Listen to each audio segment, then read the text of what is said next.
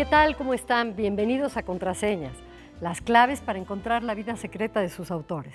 Nuestro invitado de hoy nació en 1959 en la Ciudad de México, una ciudad por la que empieza a sentir nostalgia porque a últimos años se siente expulsado de su presente. Le gusta el bacalao, la vizcaína, a quién no, ¿verdad? El vino, y dice que la cruda está injustamente tratada porque a pesar de sus estragos deja una sabiduría valiosa.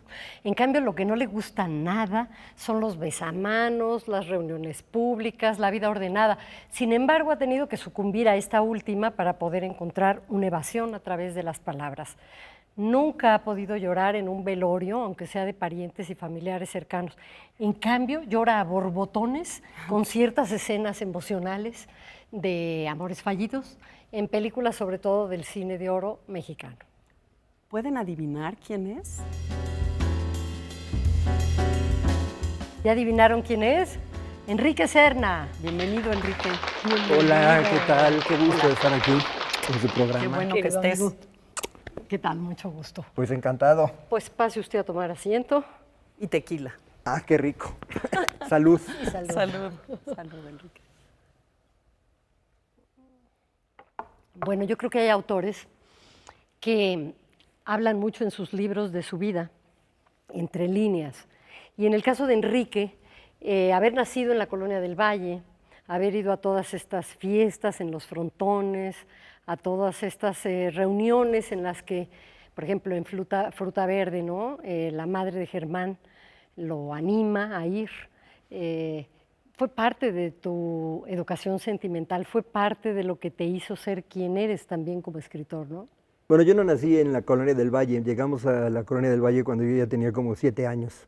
Y viví la mayor parte de mi infancia y mi adolescencia en una casa en Patricio Sanz, 1725 para ser exactos. Por ahí está. Es una casa que recuerdo con un gran cariño, sobre todo porque a partir de la adolescencia mi familia era muy fiestera y casi todos los sábados teníamos fiestones a los que llegaban a asistir 200 personas. Yo no conocía a muchos de los que llegaban, porque se iba corriendo la voz, ¿no? Entre amigos, el primo de un vecino, y aquello se volvía... ¿Y que era una casota muy grande o el garage? No era tan grande, era una casa pues, de clase media, ¿no? Ah, mira. Mírala, ahí está. Fiestas de cooperacha, en donde siempre llegaban, cada quien traía su botella, ¿no? Mi mamá solo hacía unas baguettes, y entonces se mezclaban las amigas y los amigos de mi madre con nuestros amigos, eran fiestas de 2 generaciones, ¿no? Qué bien. Y estudiaste en el Patria, y siempre por ahí has dicho que el Patria, que esa disciplina rigurosa no era lo mejor para un niño o para un joven, pero por otro lado, un escritor necesita esa disciplina, ¿no? ¿O dónde está la contradicción ahí? Bueno, sí, el sistema educativo del Instituto Patria era exactamente lo contrario de los modernos sistemas educativos que buscan la colaboración entre los alumnos, el trabajo, el equipo. Aquí más bien trataban de crear estudiantes individualistas, ¿no? Sí. Que lucharan por ser el alumno más destacado. Y yo desgraciadamente me creí esa ideología, ¿no? Y me convertí en un matadito en los primeros años de la primaria, ¿no? Y entonces me inculcaron un fuerte sentido del deber y esto se mezcló con que además cuando yo todavía no aprendía a leer, mi madre nos leyó a mis hermanos y a mí Corazón de Edmundo de Amichis, que es la historia de un grupo de niños de un internado en Turín, ¿no? Que algunos de ellos son mártires del estudio, Es cierto. que luchan Se por portan sacrificios, bien, se ¿no? El sacrifican. pequeño escribiente Sí. florentino. Y esa era la Claro. imagen que yo quería, de lo que yo quería ser de niño, ¿no? Y entonces pues, eso me creó una neurosis espantosa, ¿no? ¿Y acabaste en el Patria, prepa y toda la cosa? Justamente cuando yo llegué a 6º de primaria cerraron el colegio Ok. por una pugna que hubo entre Echeverría y la Orden de los Jesuitas, ¿no? Oye, y aquello de que tuviste una maestra que se llamaba Crisanta, que te hizo ver tu suerte, y que luego te vengaste de ella en tu novela Ángeles del Abismo, ¿es leyenda urbana o es cierto? No, es rigurosamente cierto. Bueno, Sí. ya llamarse Crisanta, está Sí. pesado, No solo, ¿no? Crisanta No, Cruz se llamaba. O sea, que era perfecta para la beata que luego salió en mi novela, Ángeles ¿Y del se Abismo. enteró? No lo sé. Si Por ahí aquí, está, a le lo mando un mejor. saludo, Sí, era buena sí. maestra. Le recomendamos Bueno, la les novela. gustaba, ¿no? Era- Yo desgraciadamente la decepcioné ¿Por qué? ¿Qué hiciste? porque una vez intenté verle los calzones. ¿Lográndolo o sin lograrlo? Y eso que ella me tenía a mí conceptuado como un muy buen muchacho, uno de los mejores estudiantes de la clase, pero después de que hice eso me mandó hasta atrás, castigado. Con el viejo truco ese del lápiz, porque yo me acuerdo, ¿no? Lápiz y agacharse, ¿no? Creo que ni ese ¿Cómo que tú truco te empleé. acuerdas que No, tú yo lo me hacías? acuerdo, ¿o qué? yo me acuerdo, yo iba a una escuela mixta y los Ah, chavos ya, en secundaria hacían eso y tenían un truco de espejitos en los zapatos. Aquí Es era peor porque sofisticado. como era escuela solo para varones, entonces las mujeres eran mucho más codiciadas. ¿no? Claro, el deseo se exacerbaba.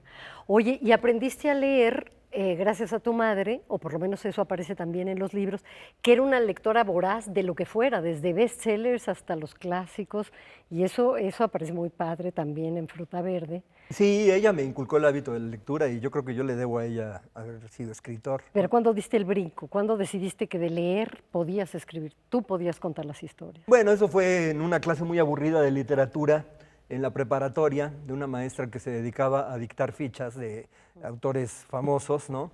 Y para escapar del tedio de esa clase yo me puse a escribir un cuentito fantástico que, por cierto, tengo en mi estudio, enmarcado, ¿no? Se llama La Bóveda, es la historia de unos Por ahí está cerillos que también esa están imagen, aprisionados sí. dentro de una cajetilla, ¿no? Un cuento muy ingenuo y muy mal escrito que no sé realmente ni por qué me lo publicaron, ¿no? Yo nunca lo he recogido en libro porque creo que no.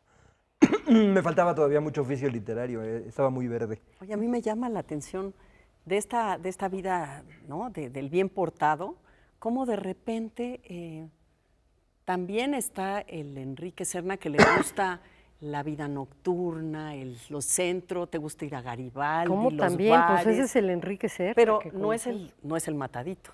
No, Hubo es una que soy los voltereta. dos. Siempre he sido los dos. Claro. Creo que me tuve que alejar de la vida crapulesca, muy a mi pesar, cuando la edad ya no me permitió tener un tren de parrandas como el que yo disfrutaba cuando tenía 20, 30 años, ¿no? Entonces ahora procuro dosificármelos, beber de vez en cuando con amigos, pero además todas las ciudades de México en general se han vuelto mucho más peligrosas que cuando yo tenía 25 años y podía trasnochar impunemente por todas partes, ¿no? Claro, no, ya, ¿quién aguanta ese trasnoche, verdad? Pero Ay, bueno, Garibaldi en fotos. particular, ¿te gusta todavía? Me sigue gustando, a pesar de que me han asaltado un par de veces ahí. De vez en cuando voy para llevar a amigos extranjeros, ¿no? Me gusta el Tenampa, me gusta beber en la plaza, ¿no? Así, ¿no? Sí, aunque hay que estar esquivando a los rateros, Oye, desgraciadamente. yo me acuerdo que eso de beber en la plaza, una vez pasaron una Coca-Cola con una cuba, así en una cosa de mariachis, unos desconocidos y todos bebíamos de esa Coca-Cola con cuba, con ron y yo no me atreví a decir que no, luego me dio un asco espantoso, pero era parte de la convivencia. Bueno, era otro México también, ¿no? Sí, yo me he amanecido varias veces ahí en antros de Garibaldi. Me gusta mucho la música ranchera, además. Oye, ¿Sí? y además de que te gusta la música ranchera, Era te un bar gustan en los la boleros, República estos- bailas, cantas, me consta que te sabes todos los boleros habidos y por haber. Gracias a ti yo conocí un extraordinario bolero escrito por Salvador Novo también. Y de alguna manera esto, el lenguaje de los boleros, esa especie de melodrama que hay en la letra de los boleros y también después en el cine, aparece en todos tus libros, ¿no? ¿Tú cuándo fuiste consciente de que querías adoptar ese lenguaje para contar lo que contabas? Pues fue una parte importante de mi educación sentimental, tal vez a trasmano, en este caso por el contagio de mis padres, ¿no? Que ellos se educaron más en la época del bolero. A mí ya más bien me tocó el rock and roll, la música disco y demás. Pero de cualquier modo, como el bolero ha permanecido, ¿no? Porque no es un género que se haya agotado o que haya perdido vigencia, sino que los jóvenes actuales todavía les sigue gustando, ¿no? Y empiezan a hacer remakes constantemente. Pues entonces yo creo que es un arte de amar que sigue estando vivo, ¿no? Sí. ¿Y hay uno favorito tuyo? Bueno, uno de ellos es Fruta Verde, que le dio el título a mi libro, ¿no? Pero hay otros que me encantan, como Soy lo Prohibido, por ejemplo, de Roberto Cantoral, que creo que es un grandioso compositor al que México le debe un gran homenaje como el que está recibiendo ahorita Juan Gabriel, ¿no? Pues seguro, es también el letrista de muchas de las canciones de José José.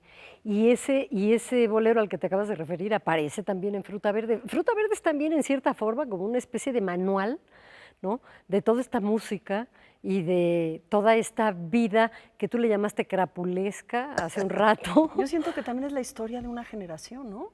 Yo ahí veo Al el principio mundo que es la me historia de tocó. una generación y después viene ya todo este tema tan interesante que tiene que ver con el mundo de la publicidad, ¿no? Con el mundo del ingreso de Germán a la publicidad y después eventualmente pues a la televisión y a las telenovelas y a lo que sabemos de tu participación con Carlos Olmos. ¿Cómo fue tu ingreso a ese mundo? Bueno, mi primera chamba fue en Procinemex, una agencia de películas mexicanas, Ajá. que anunciábamos las películas producidas por el Estado. Estaba la oficina en Avenida Universidad, casi llegando a Churubusco. Y en el departamento creativo había varios escritores. Estaba Francisco Hernández, que ahora es un laureado El poeta. gran poeta. Estaba Carlos, estaban varios críticos de cine, por ejemplo Luis Terán, que sigue siendo un gran amigo mío, Mauricio Peña. Nuestro jefe se llamaba José Luis Mendoza, apodado La Chiquis. Era un hombre extraordinario con un gran sentido del humor y que a mí me ha dado historias que luego he ido reescribiendo hace poco en La Ternura Caníbal. Está basada en una historia que él me contó. Y ahí se hacían muy buenas tertulias, ¿no? Carlos en donde Olmos, yo... ahí está. Carlos Olmos es el que está allá a la izquierda, con su mano sobre mi hombro. Yo soy el de en medio y el otro es La Chiquis. ¿El de la corbata? Sí, el de la corbata. El del otro extremo se llama Fernando Pardo. Era un director de cine uruguayo que trabajó un tiempo ahí. Y me la pasaba de maravilla en ese trabajo. Se hablaba mucho de literatura, de cine, una tertulia permanente en donde 5 horas del día estábamos platicando y trabajábamos 1 hora, ¿no? Pero para mí aprendí más ahí que en la universidad, realmente, ¿no? Y veías muchísimo cine. Veíamos películas, la mayoría bastante malas. Porque eso ese sí. cine de esa época era así. Aunque el malísimo. cine estatal tenía un cierto nivel de calidad, ¿no? Luego yo de ahí pasé a Arzuna Publicistas y ahí sí ya toqué fondo porque me tocó anunciar las películas de narcos, de ficheras y era ahí sí unos bodrios insoportables, ¿Y ¿no? cómo las anunciabas? ¿Cómo se hacían esos anuncios? Pues yo lo que hacía era hacer las frases, los eslogans que iban a ir en los desplegados de prensa, los spots de radio, los guiones de los trailers, o sea, los cortos, ¿no? Viendo primero la película, ¿no?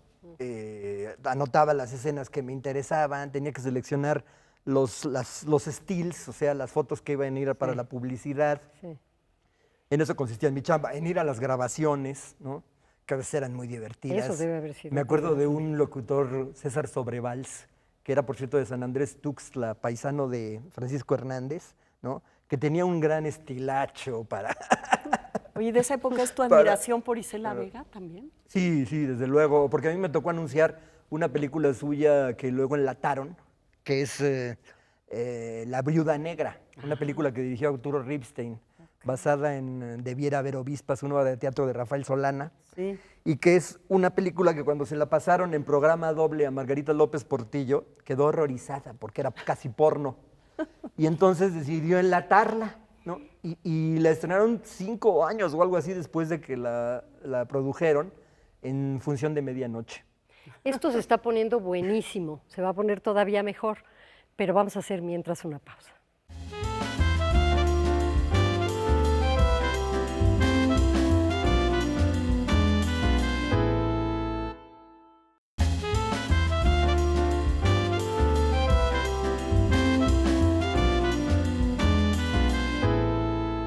Seguimos en su programa Contraseñas y nuestro programa con nuestro invitado Enrique Serna. Fíjate que yo no sé si a ti te pasó, pero yo me acuerdo de ver estas películas que, como estaba comentando Enrique, que no era fácil ver, medio prohibidas para nuestra edad también, de ver Las pirañas aman en Cuaresma de Isela Vega en un cine de Cuautla y no se me ¿Cómo olvida. pudiste verla? Y además Claro, de bueno. pie porque estaba lleno el cine y teníamos como 11 años, 12 años. Fue increíble. Pero esa Viuda Negra dices que tuvo secuelas. No, Esa no, sí no, no tuvo- tuvo ninguna no. secuela y de hecho creo que poca gente la vio. Ajá. En esa película, en los créditos, la música de fondo era Fruta Verde, de Luis Arcaraz, interpretada por Ana María González. Según me contó a mí Carlos Olmos, se la puso él a Ripstein un día que Ripstein fue a su casa, a Ripstein le fascinó la canción, entonces la puso como tema de fondo, ¿no? Y en esa película ya me acuerdo que hice una frase que decía, 2000 años de represión sexual se vienen abajo cuando aparece Isela Vega en La Viuda Negra. Después de ver así Isela Vega, usted necesitará el alivio de la confesión. No, pues era peligrosísima, El por eso no alivio de aparece la todavía. Es que ella se hacía amante del cura, que además el cura era Mario Almada, que te imaginas con esa cara tan Híjole, sí. torva que tenía Mario Los Almada, hermanos que ahorita Almada. veo con horror cada vez que me veo al espejo que me estoy pareciendo cada vez más a él. Ay. Pero Mario Almada tenía una turbia pasión con Isela en esa Ajá, película, ¿no? ajá. Oye, Me- y a mí me intriga mucho, hace rato nos ibas a empezar a platicar, ¿cómo te metes al mundo de las telenovelas, ¿no? Esta incursión en la escritura que además yo me imagino que te ha dado una gran lección para la literatura, ¿no? ¿O no? Sí, desde luego, es un gran aprendizaje, ¿no? Porque uno tiene que aprender a manejar el suspenso, a hacer subtramas que entronquen con el eje argumental, ¿no? Y bueno, como la telenovela es un género tan extenso, ¿no? A veces 2 o 3 cabezas piensan más que una, ¿no? De modo que Carlos Olmos, a quien conocí ahí en Procinemex, me invitó a colaborar con él en los argumentos de varias telenovelas. La primera que hicimos en común se llamaba Tal como somos. Fue una telenovela que pasó en la tarde, más o menos le fue bien, con Julisa, Enrique Álvarez Félix, La Tesorito, etcétera. Luego fue el gran exitazo, que fue Cuna de Lobos, ¿Cómo Ay, no? sí. ¿Cómo no? que la verdad pues, no nos imaginábamos que fuera a ser un éxito de tal magnitud. Ay, déjame que te pare. ¿De veras nunca sospechaste que era un personajazo Catalina Krill con su parche? Con el parche, Mala ¿verdad? maldita. Y el trompo que había Se fue aventado el hijo. haciendo sobre la marcha. Hubo una aportación muy buena ahí del director y productor de la telenovela, Carlos Telles, que fue el de la idea de ponerle el parche del mismo color de su vestido. Sí, claro, se lo cambiaba. Ya no me acordaba de Era eso, súper gran estilosa, detalle. mala, pero estilosa. Pero Carlos se inspiró en una película de Bette Davis, que ahorita no me acuerdo cuál es, ¿no? Para configurar un poco el carácter de la villana. ¿no? Ajá. Y se volcó, yo creo que toda su mala leche la sacó en Catalina. ¿no? ¿Quién mató Y a eso Baby es, pues, Jane? parte del éxito de la telenovela. Porque Pero es con- difícil hacer una villana, ¿no? Bueno, yo creo que Difícil. también es de lo más delicioso y divertido. ¿Tú cuentas en algún lugar que a ti te parecía impensable una escena donde se quemara 40 ancianos en un asilo y que, bueno, hubo ahí, no sé si una discusión o algo, pero una plática con Carlos Olmos, una No, todo un diferencia? pleito. Yo me oponía ¿sí? rotundamente a que ¿Sí? quemara el asilo de ancianos, pero finalmente como él tenía la sartén por el mango porque él era el escritor, acabó saliéndose con la suya y en efecto Catalina Krill quemó el asilo de ancianos. Y fue un exitazo, claro. A la gente le encantó. A mí me ha llamado la atención, ¿es cierto o no, Enrique, que El seductor de la patria empezó primero como capítulos de telenovela y luego lo adaptaste a novela? Sí, yo en ese tiempo trabajaba en la editorial Clio y entonces Fausto Cerón Medina me encargó que si quería escribir una telenovela sobre la vida de Santana. Y entonces al principio yo tenía la idea de seguir con una tradición que ha habido en la televisión mexicana de las telenovelas históricas, que es una tradición heredada de los episodios nacionales de Benito Pérez Galdós, en donde se mezclan a personajes de ficción con los personajes históricos, ¿no? Y llegué a escribir 30 capítulos, pero después me dijeron que Televisa ya no iba a producir telenovelas históricas, pero ya había muchos investigadores de la editorial Clio, habían estado trabajando en varios archivos, y dije yo, bueno, pues con este material, con lo que ya sé, más lo que puedo investigar más adelante, mejor armo yo una novela, y así salió. ¿Ya no se iban a hacer más telenovelas históricas después de que murió Ernesto Alonso, el señor televisión? Después la ¿O- única que se ha hecho fue una que se hizo en el Bicentenario, sobre la independencia, que no me acuerdo de su título. Pero vamos, eso sigue Qué siendo diferente, sin o sea, yo considerar. pienso que a lo mejor tú, así como decíamos que el maldito y el nocturno, o el que tú en ti viven es como en todos viven varios personajes, me parece que el que escribe novelas y el que escribe cuentos también es como maneras de apresar la realidad muy distintas, ¿no? El humor negro está en los cuentos, ¿no? No, yo creo que en toda No, mi el obra. humor está en toda la obra y es un humor verdaderamente negro y delicioso. Ay, pero en los cuentos no sé por qué, o quizás por la brevedad de la obra, digo, ay, Bueno, ustedes que son- Amores de segunda mano, es Bueno. un libro delicioso. Ustedes lo que son escritoras lo saben, ¿no? En los cuentos hay más condensación, Sí, ¿no? Más claro, intensidad, claro. por lo tanto, ¿no? Claro. Y lo difícil es que quizá no puedas profundizar tanto en el alma de los personajes como en la novela, ¿no? Claro. Que te permite presentarlos en diferentes circunstancias de la vida, ahondar mucho en su carácter. pero pues cada género tiene su encanto, ¿no? Y yo he tratado de cultivar los dos, ¿no? No, y las situaciones son extraordinariamente divertidas. Sí hay humor, pero hay también una acidez y una crítica tremenda. Por ejemplo, El desvalido Roger Ay. es una extraordinaria exposición de lo que los gringos piensan que somos, Esta ¿no? mujer que quiere venir a adoptar el niño del temblor, ay, no, Al no. desvalido Roger, Y luego precisamente, toda ¿no? Y también solo la causa crítica estragos. a nuestra solemnidad, ¿no? A tomarse tan en serio a los artistas, ¿no? Desde El hombre con Minotauro en el pecho, o Bueno, ese la libro de Tesoro vanagloria. Viviente. ¿No se llaman Sí. Tesoro Vivientes? Estos escritores que son tesoros vivientes. Sí, sí, claro. Pues, digamos que yo he encanta tratado esa de mirada. combatir la pedantería, ¿no? La soberbia intelectual. Escribí un ensayo Exactamente, justamente claro. sobre ese tema, porque me parece que vivimos en una época en donde si ya de por sí hay un abismo entre cultura popular y alta cultura, ¿no? Querer ahondarlo, querer agrandarlo, nos condena a los escritores al autismo, ¿no? A escribir para un grupito pequeñísimo. Y creo que eso es muy malo para la sociedad en general y para el gremio literario, ¿no? Claro. Oye, Enrique, ¿y no te ha causado enormes enemistades eso? Escribir libros también como El miedo a los animales. Sí, porque son libros provocadores que yo sé que buscaban herir el mayor número posible de susceptibilidades y lo logré, ¿no? Me han creado enemigos, pero pues yo creo que también es parte del juego literario, ¿no? Decir lo que piensas. Claro. Porque estar fingiendo todo el tiempo para lograr hacer amigos me parece digno de un diputado del PRI, no de un escritor, ¿no? Exacto. Oye, te tenemos una imagen interesante, porque por ahí, hablando Te de divas, te trajimos de a alguien, no a Isela cine, Vega, pero fíjate a quién te trajimos, uno A de ver los si nos personajes pueden favoritos poner del cine, a este pedazo de película. que es Rita Ahí estamos Hayworth. viendo a... María Candelaria, espero que no sea, ¿verdad? Ah, Rita. They had the Wow. earthquake in San Francisco back in Sabemos que Hilda te encanta. Sí, ¿Por sí. qué? ¿Por qué? ¿Por qué este personaje te gusta tanto? Pues por la sensualidad maravillosa de esta mujer en esa época, ¿no? Creo que era arrolladora. Y sobre todo esa vamp, ¿no? Que ella creó, ¿no? Que es adorable. Sí, sí. Padrísimo. Ey, Y esa canción es increíble. es genial. No todos los escritores eligen a Rita Hayworth, pero sí, mira, nada más que final de escena.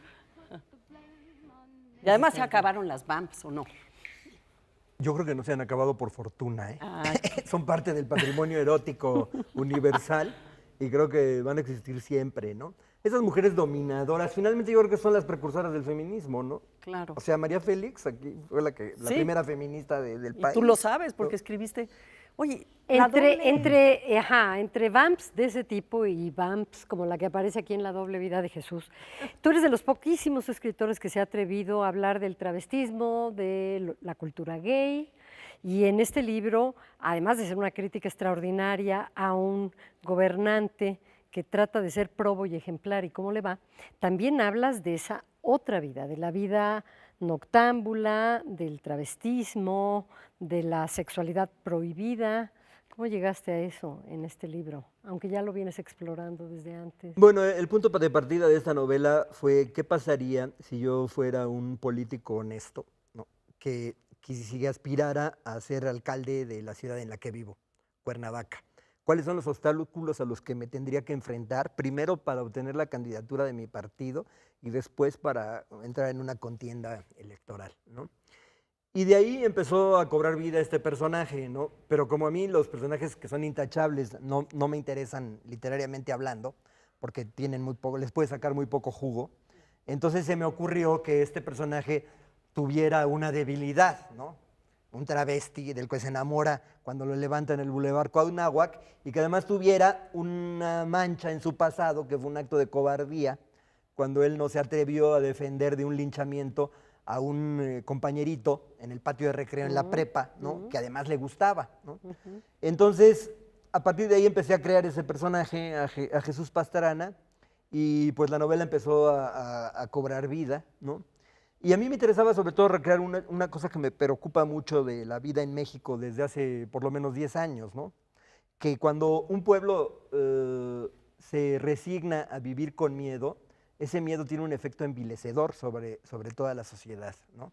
Entonces, por eso me parecía importante presentar a dos personajes que se rebelan contra eso, ¿no? Contra ese miedo ambiente, ¿no?